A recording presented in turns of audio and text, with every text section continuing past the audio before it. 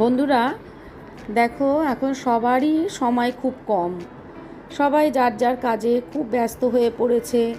গৃহবধূ হোক বা অফিস বা স্কুল স্টুডেন্ট, এখন কারোরই হাতে অত সময় নেই।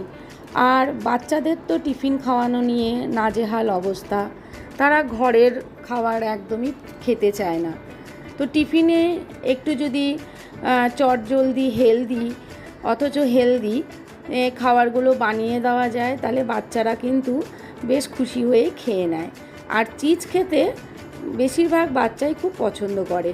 তো বানিয়ে ফেলেছিলাম আজকে এগ পরোটা, সঙ্গে এই যে চিজ এগ পরোটা আমি বানিয়েছি। তো আমি এর মধ্যে চিজটা গ্রেট করে তারপরে একটু মেল্ট করে নিয়েছিলাম, যেহেতু পরোটাগুলো খুব গরম ছিল।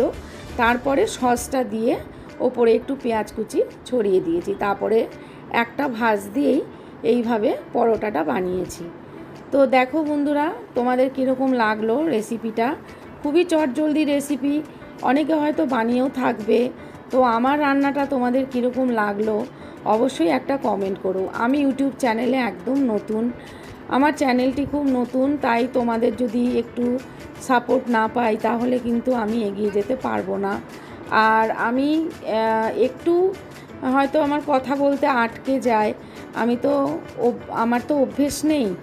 তো চেষ্টা করছি, আর তোমাদের কাছে আমার এই উপস্থাপনা দিয়েই আমি শিখব।